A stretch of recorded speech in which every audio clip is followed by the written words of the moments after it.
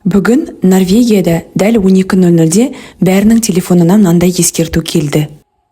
Сол сәтте сырттан осындай дауыстық хабарлама естілді.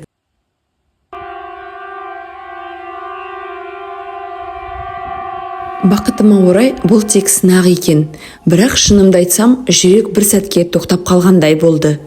Бұл жүйе шынайы төтенше жағдай кезінде халыққа тез ескерту жасау үшін жасалған, ал бүгін полиция тексеріс үшін тест жіберіпті. Қазақстанда да осыған ұқсас бір дыбыстық хабарламаны естуші едім, бірақ бұл қандай хабарлама екендігі беймәлім болатын. Бұл жүйе шынымен жұмыс істесе, өмірімізді сақтап қалуы мүмкін. Тек сынақ болса да жүрек тоқтап қала жаздады. Ал сіз қандай реакция бердіңіз?